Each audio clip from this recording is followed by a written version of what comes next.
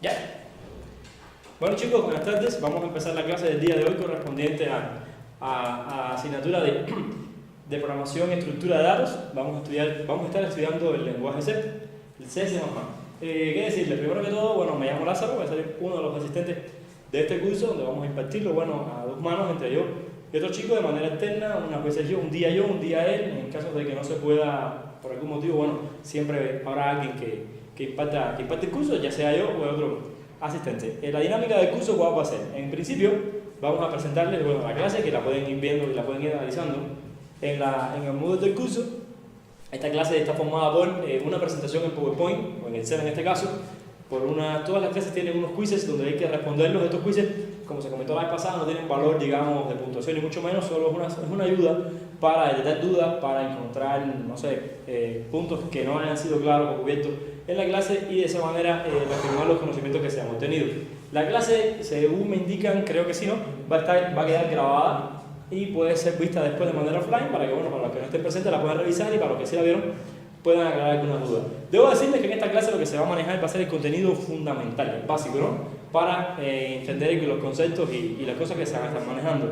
Pero no quiere decir que con lo que se ve en la clase va a ser suficiente para el curso. Esto es lo mínimo, recuerden, lo mínimo. Tenemos que revisar el contenido, el material, la bibliografía que se les indican, tanto los videos que están indicando, que están dejando, y cualquier otro material que pueda servir de apoyo para cada una de las clases que estemos viendo en cada día. Entonces, mi consejo es ese. Utilicen la clase como una referencia básica para lo que se esté analizando en el día. Hay que complementar el material, hay que complementar, mejor dicho, los conocimientos con otros materiales y otros ejercicios. ¿Ok? Les decía, vamos a estar viendo el contenido de la clase en lenguaje C. Se va a tratar de ver todo el contenido de C de una manera bastante superficial, bastante básica, pero la idea es que los que no sepan este lenguaje pues empiecen a estudiarlo y los que sí lo sepan, bueno, pues les sirvan de ayuda. Tenemos un foro donde en ese foro todas las dudas que se tengan, todos los comentarios que se quieran hacer deberían estar plasmados ahí. Si lo revisan pueden ver que en el foro hay preguntas y contenidos y materiales buenos que vienen de años anteriores. La idea no fue eliminarlos para que, bueno, las dudas que surgieron pues puedan ser revisadas, tanto las dudas como las respuestas. Entonces, de esa manera, todo lo que se comente debe quedar allí para que sirva también como bibliografía o como, no sé, punto de encuentro, de reunión para que todos podamos entender y dejar allí las preguntas y las respuestas y después puedan ser revisadas. ¿Ok?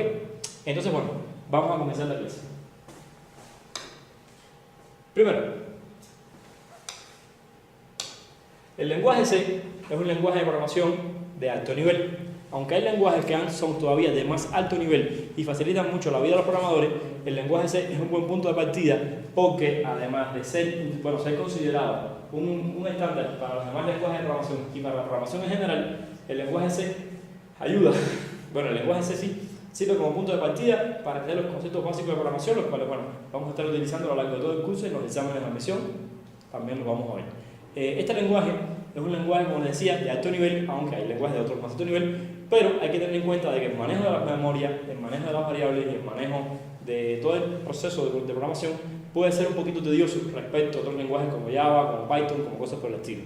Tenemos que partir de eso, de que es un lenguaje pensado para ser robusto, para hacer programas muy eficientes, pero partiendo desde el punto de vista de que esas cosas se pueden lograr, sí, pero requieren del conocimiento del programador. No es como en otros lugares, no como en otros lenguajes, donde con el mismo compilador y el mismo editor de lenguaje se encarga de garantizar estas cosas. Entonces, bueno, partiendo de ese hecho, vamos a ver el lenguaje C.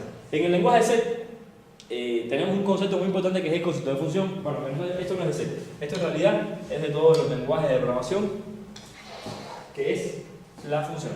Una función no es más nada que una abstracción de la matemática a la computación, donde se abstrae o se intenta anular precisamente el funcionamiento de las funciones en matemática para llevarlo aquí. Una función, ¿qué cosa es? Bueno, una función es una aplicación matemática. Pensemos en la función f en x igual a mx más n, donde para todo tenemos, bueno, esto es la función paramétrica, ¿no? Estos valores que están aquí se van a sustituir para mantener la variable x, porque la función es en función de x, y se van a obtener valores. De forma tal que se puede ver como una gran caja negra, donde aquí está la función f en x, se le entra un valor, se aplica la función y se devuelve un valor resultado. Justamente eso es lo que hacen las funciones en programación.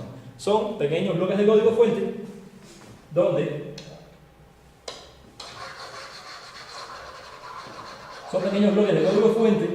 se entran valores, se realiza justamente lo que la función está programada para realizar y devuelve valores de salida. Partiendo de esa idea, entonces, se puede decir que las funciones o el uso de las funciones en la programación ayuda a enfocar los problemas mediante un punto de vista de divide y vencerá.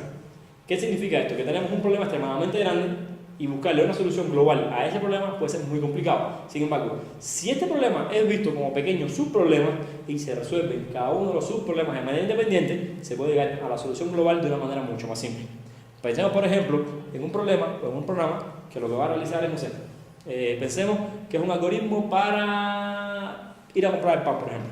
Ir a comprar el pan está formado por pequeños pasos, o sea, es una tarea global que puede ser dividida en pequeños pasos. Si cada uno de esos pequeños pasos se corresponde con una función y tenemos algo que llama a cada una de estas pequeñas funciones en un orden determinado, se puede resolver el problema de ir a comprar el pan sin tener que resolverlo de manera global, sino yendo a cada una de las pequeñas partes en específico que se puede dividir el problema. Ese es el enfoque, divide y vencerás.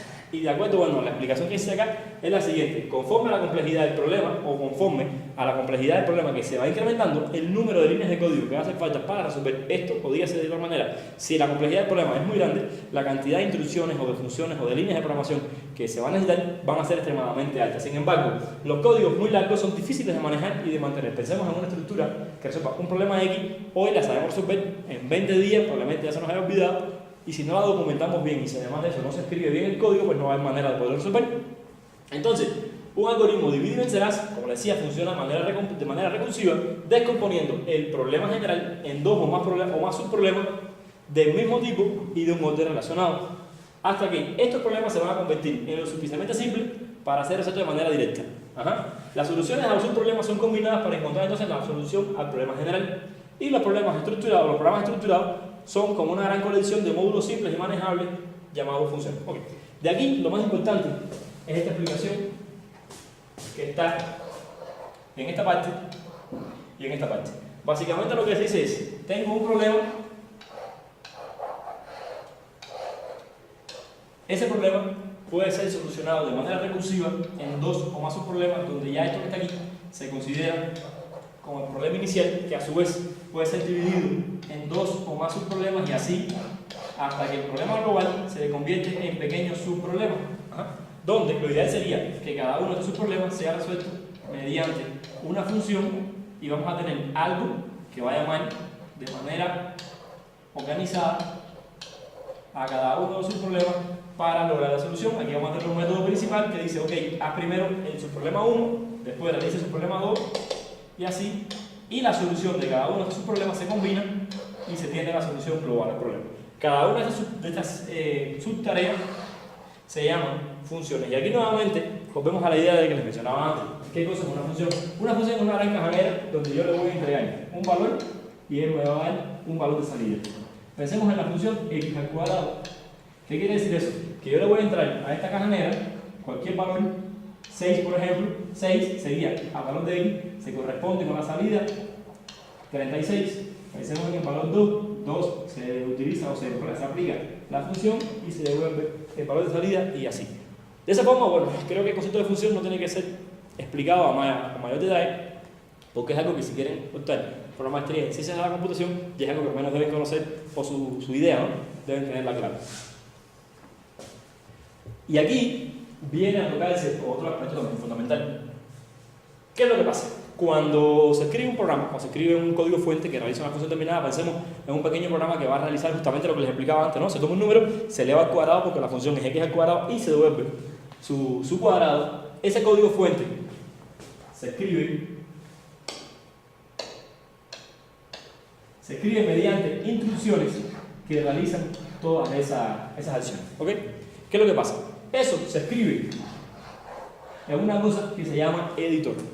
Después que el editor se escribe el código fuente, ese código fuente se le asigna o se le entrega a otro programa o a una serie de programas el compilador, el ensamblador, una pila de cosas esas, que lo que hacen es agarrar el código fuente y generar un código ejecutable o .exe, que es el que cada quien corre en sus computadoras. Esa es más o menos la idea de cómo funciona los programas de computadora. Pero ¿qué es lo que pasa? Que de alguna manera hay que instruirle a este compilador de que cuando el programa se inicie, o lo mismo cuando al ejecutable se le dé doble clic, va a existir una función de entrada, que es donde el programa empieza como tal a ejecutarse. Pero de las miles de funciones que potencialmente va a tener el programa, ¿cuál se corresponde a la primera, donde este programa va a empezar a funcionar? Bueno, C tiene esto muy organizado a través de mediante la función main. Dentro de todas las funciones que se están ejecutando o que se van a escribir, tiene que existir una que es la entrada, y es la función main, que represento del lado de acá. Todos los programas en C++ deben contener una y solo una función main. Además de eso, la ejecución de estos programas siempre se va a iniciar con el primer comando o la primera instrucción que va a estar dentro del main. Y además de eso, cualquier otra función en el programa va a ser considerada como un subprograma y no se va a ejecutar hasta que no sea llamada explícitamente a partir de la función main o dentro de cualquiera de sus subfunciones. ¿Qué quiere decir esto? Bien, lo que quiere decir es lo siguiente, que para que un programa se ejecute, si no tiene una función main, ese programa no se va a ejecutar. Sencillamente porque el compilador o lo que se encargue de ejecutar ese programa, lo que va a hacer es buscar primero de todo dónde se encuentra la función main. Si la encuentra, ejecuta lo que hay dentro. Si no la encuentra, pues no hace nada. Entonces, primera aclaración, ¿no? Para ejecutar o para hacer cualquier programa de computación en C, tenemos que tener una función main obligatoriamente. Dentro de ella se puede hacer el código fuente. Pensemos en algo como esto.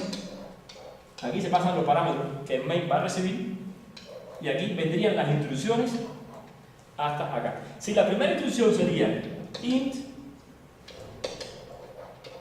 k igual a 9, eso es lo primero que el compilador va a ejecutar. Y aparte de aquí, se van a ir realizando cada una de las funciones. Si tenemos una función que se llama A y que recibe A2 y A4, y esto no es programativamente así, esto es una especie de pseudocódigo o de ejemplo, y que lo que hace es decir, qué sé yo, 2 por 4 más 4, y esto es el resultado. Para que esta función A pueda ser ejecutada dentro del main, hay que llamar de manera explícita a A, con los valores que sean.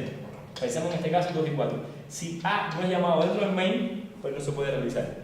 Y puede ser caso de que A no sea llamado directamente desde el main, sino que hay una función B que llama a una función C, donde después de C se llama a la función A. Estas dos cositas son equivalentes. Este ejemplo que estoy presentando se puede ver en el diagrama que está puesto aquí en la pizarra, ¿no? Que es este que está del lado de acá. Tenemos un programa en C que tiene una función main, donde además de eso tiene una llamada a una función raíz cuadrada y una llamada a una función raíz cúbica, que es el ejemplo que le estoy hablando acá. Este programa en C está compuesto por la función main, la función raíz cuadrada y la función cúbica. Si dentro del código fuente de la función main no hay una llamada a square function, este nunca se va a realizar. Y si dentro del código main no hay una llamada a cube function, tampoco nunca se va a realizar. Entonces, bueno, eso también es básico junto al funcionamiento y al uso de las funciones. Entonces, bueno, ¿cómo está formada la función main? Que justamente es la fundamental o la principal en cada uno de los programas en C. ¿Y por qué hace tanto énfasis en la función main? Simple, porque si se entiende lo que está ocurriendo con la función main, se va a entender lo que ocurre con las demás funciones que conforman a un programa en C. Toda función en C, o todo subprograma, llamado de esa manera, en C va a estar compuesto por una serie de palabras clave y por una serie de sintaxis muy bien definidas. Por ejemplo, primero, se tiene el valor que devuelve la función. Pensemos, cuando usted hace una raíz cuadrada, es agarrar un número, elevarlo al cuadrado y lo que devuelve como resultado es un número. Mentira, eso es cuando ustedes elevan al cuadrado. Cuando hacen la raíz cuadrada, agarran un número, le sacan su raíz cuadrada y devuelven otro número que se corresponde a la salida de la raíz cuadrada. Cuando ustedes le preguntan su edad, ustedes responden con un número. Cuando ustedes le preguntan por su nombre, ustedes responden con un nombre, ¿verdad? Por tanto, una función puede ser vista como un bloque donde se hace una pregunta y se devuelve un valor. ¿Ok? Sin embargo, yo les puedo decir, abre la puerta, ustedes van y abren la puerta y no devuelven nada. Eso es otro tipo de función. Vamos a ver ahora. En sentido general, una función está compuesta por un valor de retorno, que es el resultado de la función. Ese valor de retorno está dado por un tipo de dato, que lo vamos a ver más adelante. Va a tener además un nombre de la función. En los nombres de las funciones o los identificadores en C hay que tener en cuenta una serie de cosas características como tipo de letras o cosas que se pueden usar del lado de acá, C, mayúscula, minúscula, lo vamos a ver ahora. Y además, los valores de entrada que va a recibir la función. Pensemos, por ejemplo, en la función x al cuadrado, ustedes le dan un número y devuelven el cuadrado. El cuadrado se devolvería acá, la función se llamaría cuadrado y lo que se recibe aquí es el número al cual se va a elevar el cuadrado. ¿Ok? Esta función, este valor return 0, indica que una vez que se llega acá, el valor que hay del lado de acá o la variable que está aquí va a ser devuelta como resultado de la función. En sentido general, todas las funciones en C siguen este mismo esquema y así hay que codificarlo. Acá tenemos la función main, que como les decía es la principal, la más importante porque por allí se comienza a ejecutar el programa. Por tanto, además, tiene que estar y no puede faltar. Y aquí adentro van a ponerse cada una de las llamadas de programa, ¿no? En general. Y return 0 indicando de que va a devolver un valor 0. Si devuelve un valor distinto de 0, un cuadrado, una raíz cúbica, lo que sea, se cambia el 0 por el valor que va y de esa manera se tiene el resultado de nuestro programa. Bien, les hablaba antes de que cada función va a tener un tipo de dato de salida. Pensemos en esto. Si yo les digo cuál es su edad, ustedes me responden 22, 33, 99. Eso se corresponde con números, ¿ok? Si les pregunto su número, ustedes me responden digo su nombre, me responden con una letra, con una cadena de letras, ¿no? Lázaro, Pedro, María. Si les pregunto su dirección, me van a responder con una cadena de números y letras, ¿ok? En C y en todas las lenguajes de programación, todas las variables, o sea, todo lo que se maneje como valores van a ser variables, o sea, se consideran variables. Esas variables van a ser capaces de contener un tipo de dato u otro. Vamos a tener variables numéricas, variables de carácter, variables de numeraciones y cosas de estilo. En C están muy bien definidos tipos de datos. Por tanto, vamos a tener dos tipos de datos fundamentales. O se van a ver, mejor dicho, en dos tipos fundamentales. Primero, en los simples. ¿Quiénes son los simples? Los tipos de datos simples son los tipos de datos básicos que el C puede usar. Son como las piedras de construcción de la programación en C en este caso. Vamos a tener tipos integrales, tipos enumerados y tipos flotantes. En los tipos enumerados, en los tipos integrales, vamos a tener el tipo de dato char que sirve para almacenar números que van desde menos 127 hasta 128, si mal no recuerdo. Aquí me puedo equivocar, eso lo pueden buscar en internet, que aparece en todas partes, ¿ok? Es decir, que esto que está aquí tiene un rango que va desde menos 127, pensemos, hasta más 128. Digo 178, 128 creo que sí. Ajá. ¿Qué es lo que le quiero decir con eso? Que todo número que esté en este rango puede ser almacenado dentro de una variable de tipo char. Sin embargo, si estamos pensando en un número que es el 130, y esto me está escribiendo por qué motivo, pensemos en un número que es el 130, ese número no puede ser almacenado dentro de la variable de tipo char, ¿ok? Como tenemos la variable char, tenemos la variable de tipo short, que el short creo que va, no recuerdo exactamente de dónde a dónde va, pero bueno, es mayor que char. Tenemos el tipo entero, que va desde menos 335.600 y tanto hacia más 35.600 y tanto. El tipo long es más grande que integer y el tipo pool maneja valores de 0 o 1, donde 0, bueno, por convenio, puede ser falso y 1 verdadero, o 0 es apagado, 1 es encendido y cosas por el estilo. Ya digo, se manejan por convenio. Entonces, de esa manera son los tipos de datos que están ahí.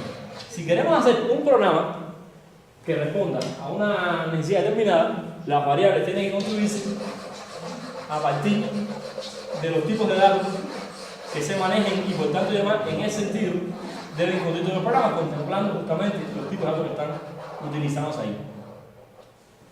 Los tipos enumerados permiten crear colecciones al estilo de los meses del año, que son enero, febrero, marzo, abril, mayo, junio, julio, agosto, donde cada uno de los nombres del mes del año se corresponde con un valor único. Por tanto, enero, todo con minúsculas, es distinto a enero con mayúsculas. Aunque son iguales, digo, tienen el mismo nombre, la diferencia en las letras los hace que sean valores diferentes. Entonces, los tipos enumerados se utilizan para tipo de cosas.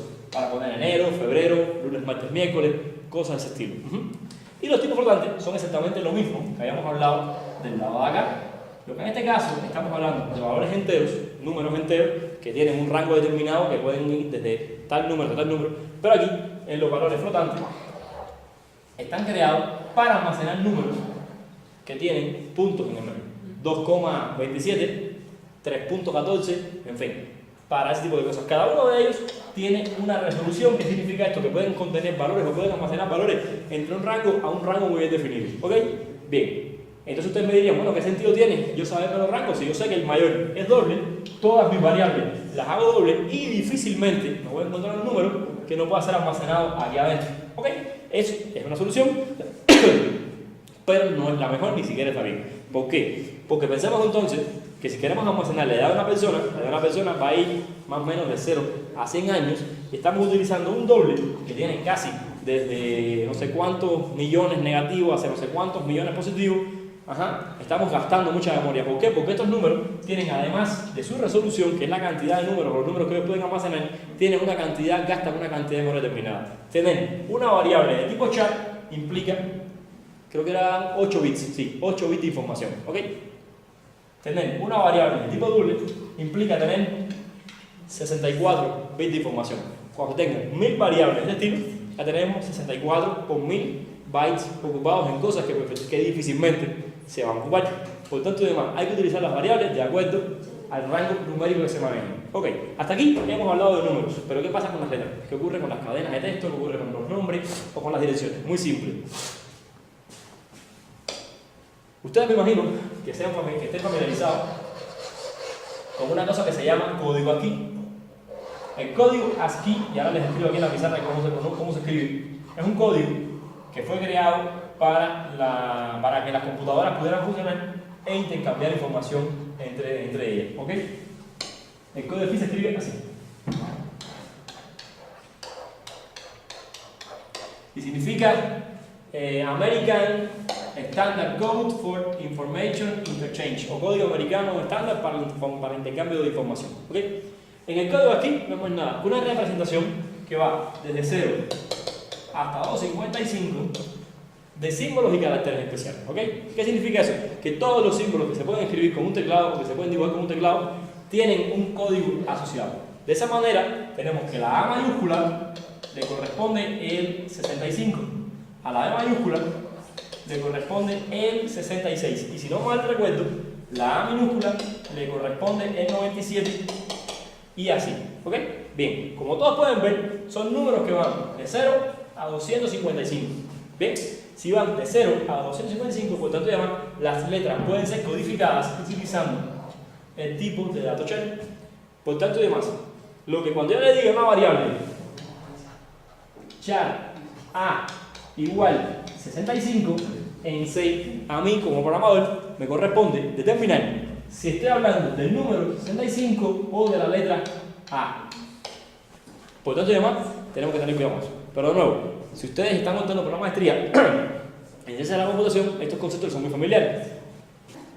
Bueno, como ya les había mencionado, esto es una extensión de los tipos de datos de C que habíamos hablado. Teníamos los char, los short, los int, los long, los bool.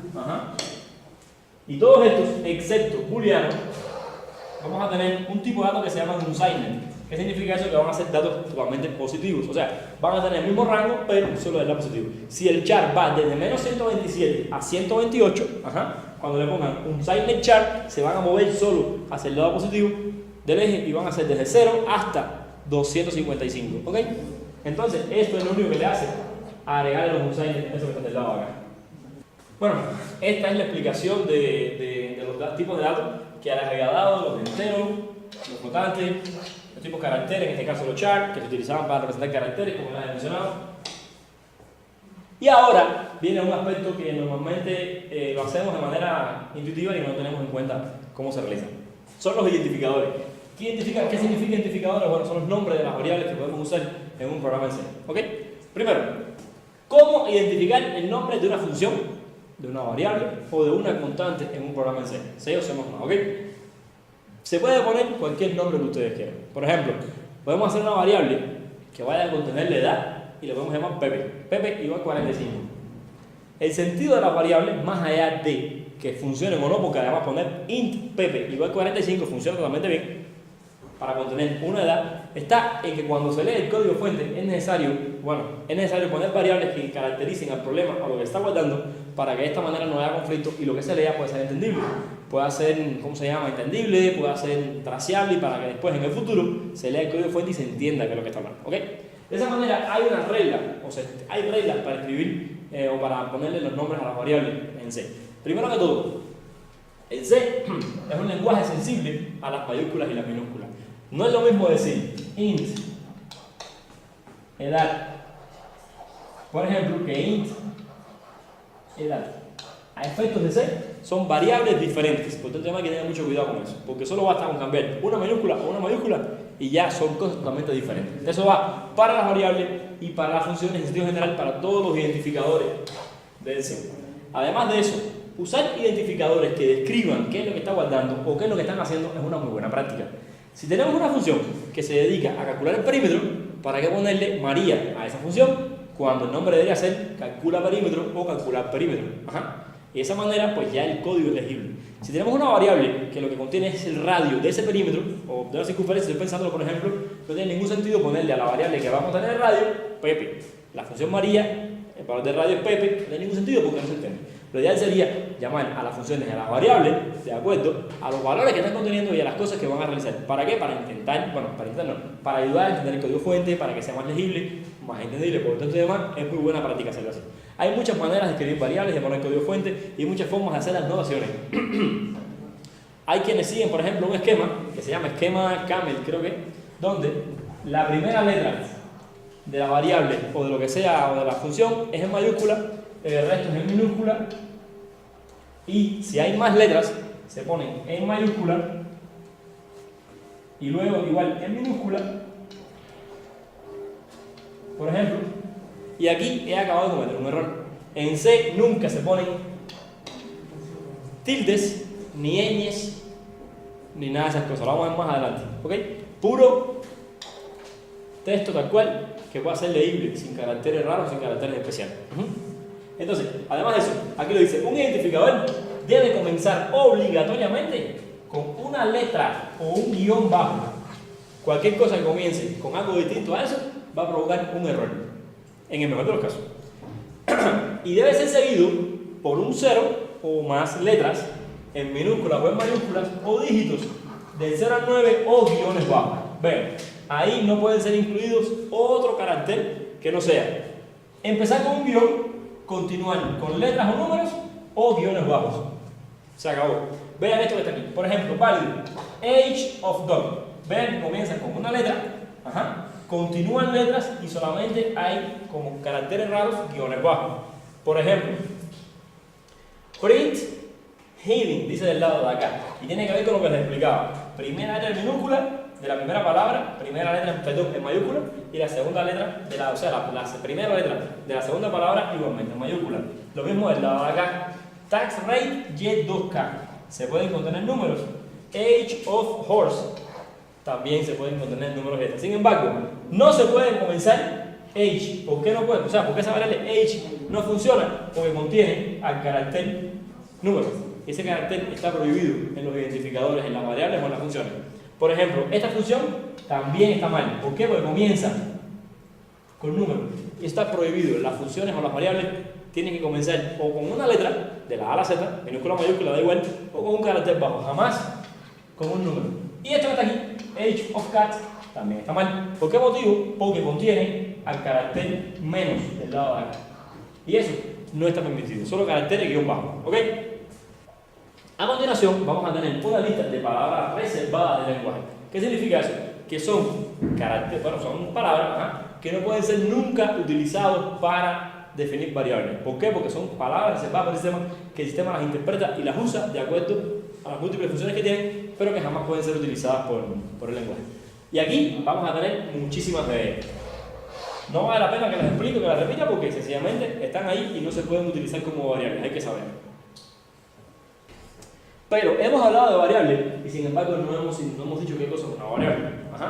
Una variable es una ubicación de memoria a la cual nos podemos referir mediante un identificador y en algún dato puede cambiar su valor y es almacenado. Ahora les explico con más detalle. Declarar una variable significa especificar tanto su nombre como el tipo de datos que va a contener. Por ejemplo, pensemos en la memoria de la computadora como un gran espacio en blanco. ¿Ok? La única diferencia es que ese espacio en blanco podemos verlo a una manera muy abstracta y muy simplificada como una gran tabla al estilo Excel. Cada una de estas celdas que estoy dibujándoles acá tiene un tamaño fijo, por aquí y por aquí, de manera tal que van a ser bloquecitos del mismo tamaño siempre. Declarar una variable es decirle a la computadora que reserve un pedazo de ese gran espacio en blanco para contener un dato. Por ejemplo, pensemos en que yo le defino una variable de tipo char que la voy a llamar age y que además va a contener el valor 31, ¿cierto? ¿Qué significa eso? Cuando el compilador recibe esta instrucción e intenta ejecutarla para compilar el programa, dice, ok, char tiene tamaño 256. Pensemos que ese es el tamaño, en realidad va desde menos 127 hasta 128, pero son 256 números. Esto se codifica mediante 8 bits. Y lo que la computadora dice es, bueno, bien, necesito guardar 8 bits de memoria. Pensemos que esto que está aquí son 8 bits. Y esto que está acá se reserva, se escribe el valor 31 y se le dice que está, esto por supuesto tiene una posición. Y les digo, esto es una representación bastante simplificada y bastante trivial de cómo está organizada la memoria. Y entonces por aquí pensemos que tiene A, B, C, D, cosas así, ¿no? Y la computadora, o el compilador, el programa, lo que sea, va a tener un índice que dice que age, que es el tipo char, va a estar desde la posición 1A o A1 hasta la posición B1. De esa manera, cada vez que ustedes digan age ya no va a ser 31, va a ser 15, la computadora busca en este índice donde se encuentra age, captura su ubicación y cambia el valor que tenía y le asigna el nuevo valor. ¿Ok? Entonces, este concepto es una variable. De manera tal que una variable va a tener una ubicación de memoria, que se nos acaba de explicar, a la cual nos podemos referir mediante un identificador, que es el age, y en la cual un dato o un valor puede cambiar su valor. Una variable, un dato puede cambiar su valor y es almacenado. De esa manera, así es que entonces se puede entender el concepto de variable. Repito, de una manera bastante simplificada. Dándole valor a una variable, se puede asignar de diferentes maneras. Por ejemplo, una variable bien definida es lo que ustedes van a ver del lado de acá. First name, vean que cumple con los estándares para la identificación de las variables de tipo string, quiere decir que aquí se va a guardar una cadena de caracteres. Middle initial va a ser un char. ¿Okay? El first name es una cadena de caracteres. El middle initial es una variable, una palabra, una letra. Entonces, por ejemplo, pensemos que es la, no sé, la B, por ejemplo. Una letra de tipo char puede ser la C. Y un entero, la edad del perro, puede ser 15. Si a mí se me ocurriera guardar aquí adentro una C, va a dar un error de compilación. Si yo guardara aquí adentro, dentro de char, un valor como 396, también va a dar un error. Porque aunque es un número, está excediendo el rango de valores permitido que char puede almacenar. Sin embargo, esto que está del lado de acá son las asignaciones. ¿Ok? ¿Qué significa esto? Así se declara una variable. Declararla es reservar su espacio de memoria, pero todavía no se ha asignado ningún valor a esa variable. ¿Ok? Está el espacio en blanco y punto. Yo puedo decirle, el primer nombre es igual a Fido y va a aceptarlo. ¿Por qué? Porque Fido es una cadena de caracteres que está encerrada entre las comillas, indicándole justamente eso, que es una cadena de caracteres. El middle initial es un X que está encerrado entre una comilla simple para indicarle que lo que está tomando no tomes la X textual, sino agarra la X, calcula su código aquí, que pensemos que es, no tengo ni idea, el 90, y almacena el 90. Y cuando vayas a leer ese 90, no muestres el 90, sino muéstralo como una X, ¿ok?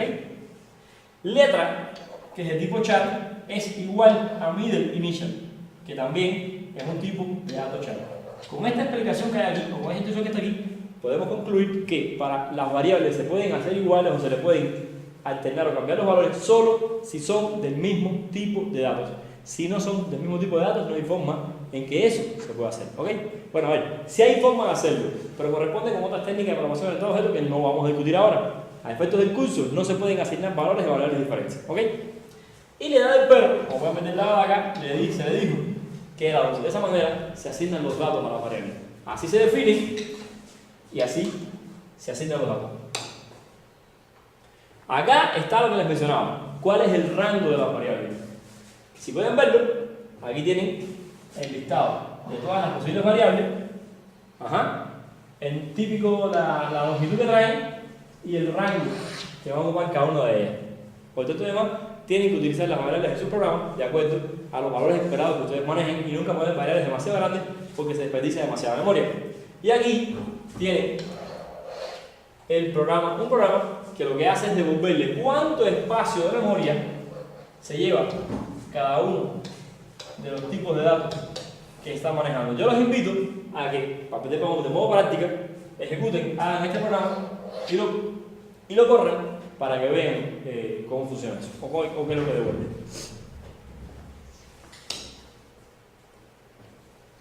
Cuando se programa en los lenguajes de alto nivel como Java, C#, cosas así, el mismo compilador les impone y les garantiza reglas para que los programadores tengan menos errores a la hora de programar. En C esto no ocurre. En C hay que tener muchísimo cuidado a la hora de programar porque un simple error puede provocar que el programa no funcione. Y les hablo de un error muy simple como una variable mal declarada, ¿ok? Por tanto, las únicas garantías hechas por C son estas que están por acá. Un char es mayor o igual, un short es mayor o igual que un char, un int es mayor o igual que un short y un long es mayor o igual que un entero, ¿ok? Además de eso, 1 es mayor o igual que 1 y mayor o igual que long. Y de esa manera se puede saber justamente cuál es la cantidad y el tamaño de cada uno y quién es más grande que otro, ¿ok? Ahora vienen los operadores de cast. ¿Qué significa cast? Cast significa en inglés algo así como convertir. Y aquí les estoy explicando, les estoy diciendo ya una cosa que les había dicho antes que no se hacía, porque tenía que ver con técnicas más avanzadas de programación. En el uso de cast lo que hace es decir, una variable la vas a manejar como si fuera otra, de manera tal que sea otra. Y aquí lo que hacemos es justamente tratar una variable de tipo char, por ejemplo, como una variable de tipo integer, o una variable de tipo integer como si fuera un char. Y justamente se trata de eso. Tratarla como si fuera. De esa manera se puede hacer, o se pueden manejar tipos de datos diferentes y hacer algunas operaciones sobre ellos, ¿ok?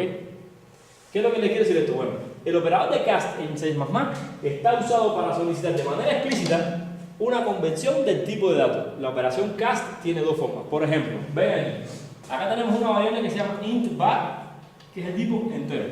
Y tenemos una variable que se llama float var, que es de tipo float, ¿verdad? Esta variable tiene valor 104.8. Si yo dijera directamente que int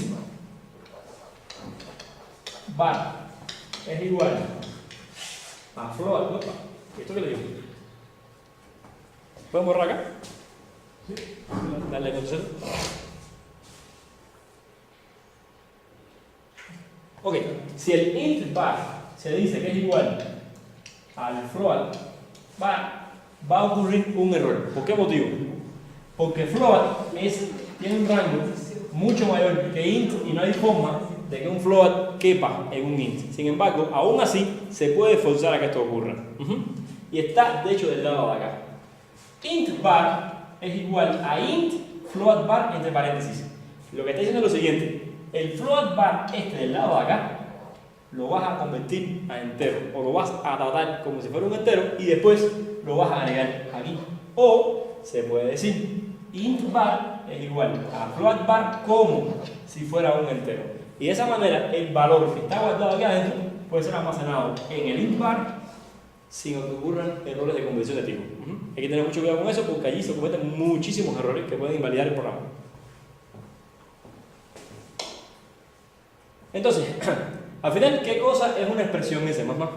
Una expresión no es más nada que un arreglo válido de variables, constantes y operadores. Espero explicar en español qué significa esto. En C++, cada expresión puede ser evaluada para calcular un valor de un tipo de dato dado. Esto es una expresión.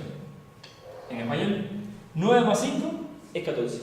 ¿Cómo sería esa expresión en C++? En C, muy simple. Int expresión es igual a 9 más 5, y de esa manera expresión toma el valor 14. ¿Ok? Hay varios tipos de operadores que pueden ser utilizados de acuerdo a la naturaleza de la expresión aritmética, booleana, lo que sea, y que trabajan directamente con las expresiones, y estoy refiriéndome a estos operadores que están del lado de acá, los operadores matemáticos. Pero es que los hay matemáticos, lógicos, de relación, hay muchos tipos de operadores. Y es lo que vamos a ver del lado de acá. Aquí está una lista con todos los operadores que tiene el semáforo. El operador más igual. Que este operador lo que hace es justamente la explicación que está del lado de acá. Cuando ustedes tengan una variable x más igual 2, lo que significa es, ok, agarra x, toma su valor, súmale 2 y almacénalo sobre el propio x, ¿ok? Incrementa el valor que tenía x a partir de su valor. Si x vale 5, cuando le ponga x más igual 2, sería x es igual a x, en este caso 5, más 2, y ya tenemos 7 del lado de acá. El operador menos igual, que hace la misma operación, lo que en este caso la resta. El operador por igual, la misma historia, división igual y posición igual. Y de esa manera ya hemos hecho estos operadores. El operador más x se llama preincremento. Lo que hace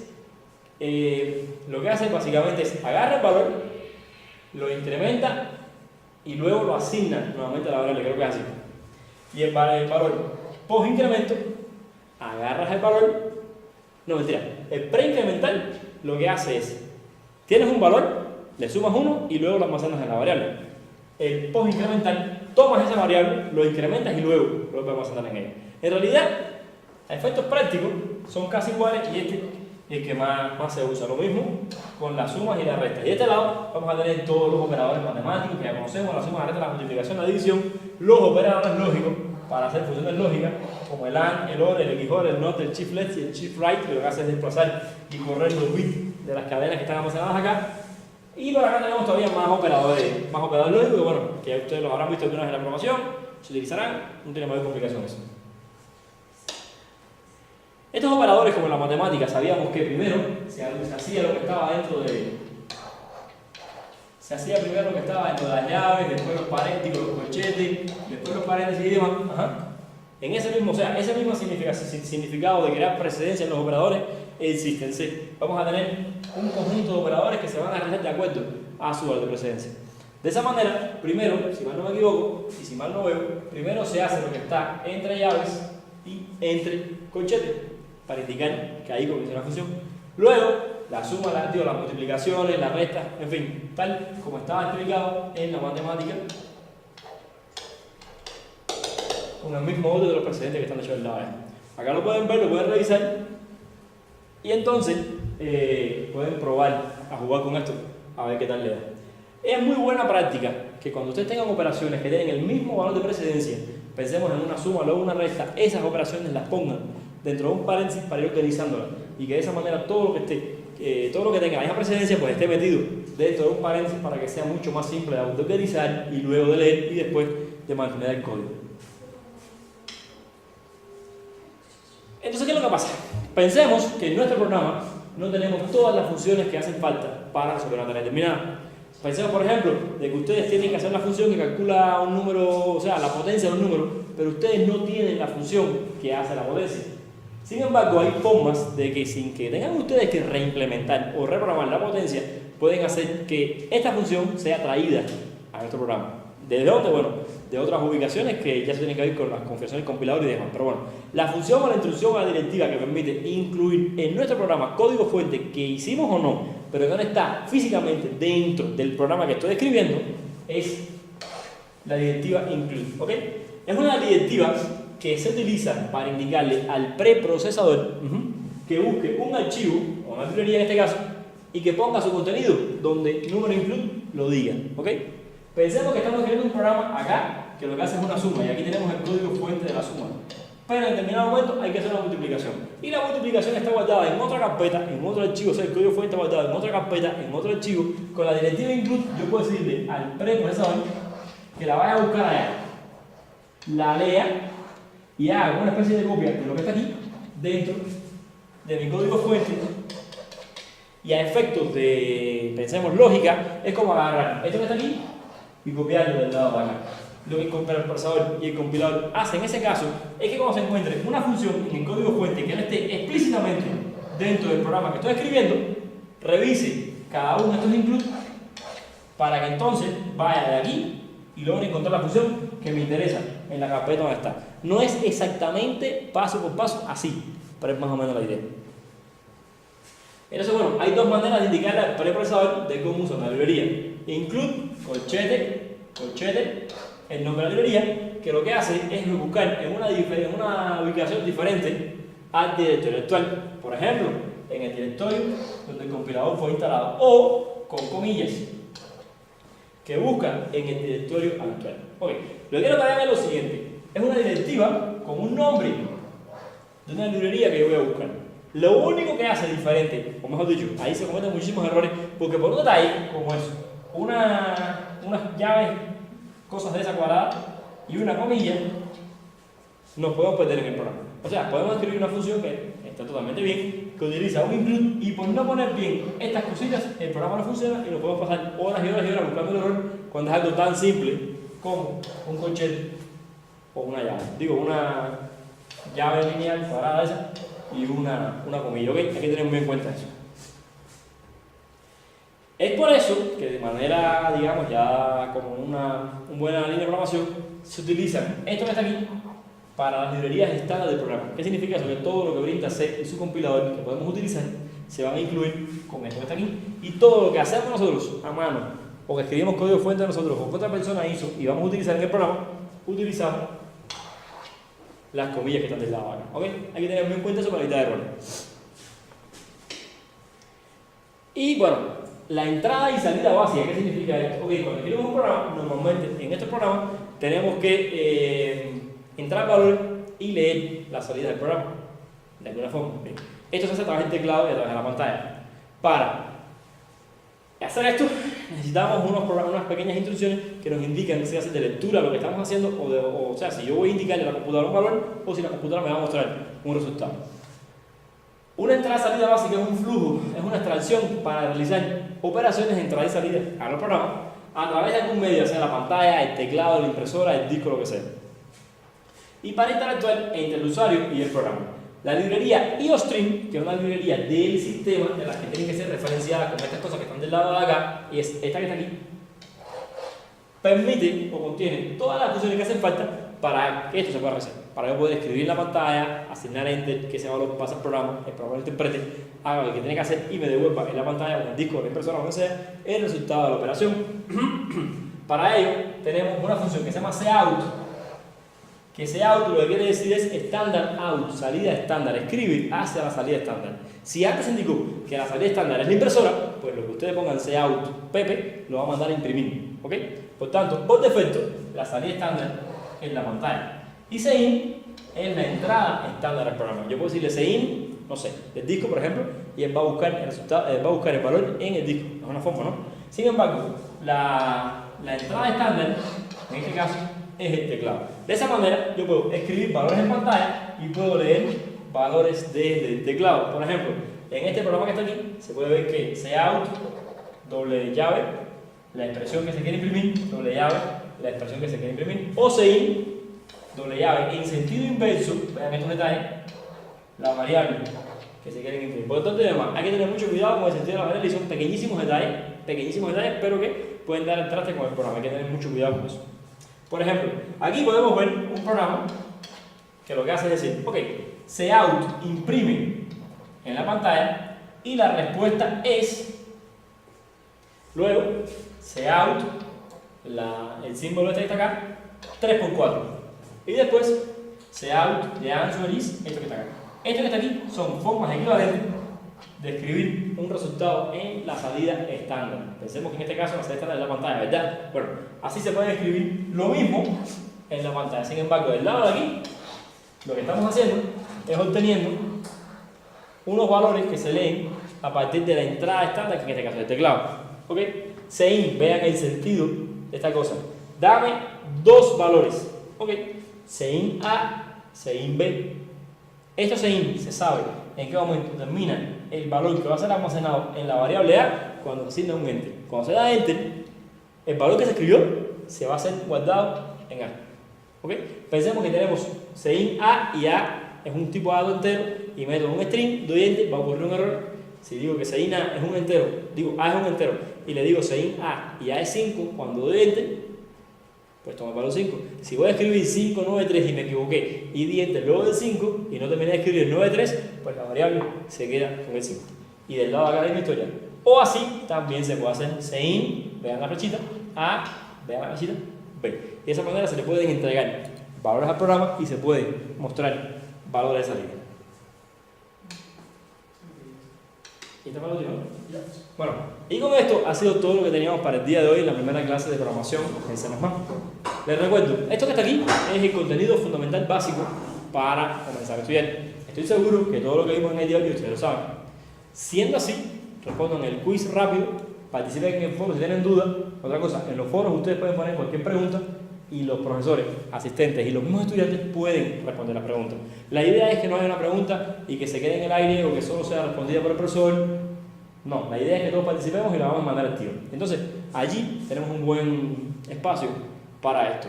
Mi consejo es el siguiente: estudiense esto, leanlo, por supuesto, porque hay que hacerlo, respondan el quiz, pasen al siguiente tema, estudien en el siguiente tema de manera que para la próxima clase ya vengan con dudas en la mano y además explicar, no perder mucho tiempo explicando el contenido y dedicar más tiempo tal vez a responder las preguntas. O si quieren las responder en el foro y en el foro igual las vamos a responder de la mejor manera. ¿Ok? Bueno, eso ha sido todo por el momento, por el día de hoy. Así que entonces lo veré en la siguiente clase que se corresponde a la semana que viene. Igual, a las 5 de la tarde. Siempre se van a dar unos minutos, más o menos 10 minutos de tolerancia para que todos los que van a llegar lleguen. Y las clases van a ser publicadas en internet. Después se les enviará a la liga donde podrán acceder al video y ver las cosas que están haciendo. Ok, recuerden, esto que estamos viendo es el tema, es fundamental, lo básico.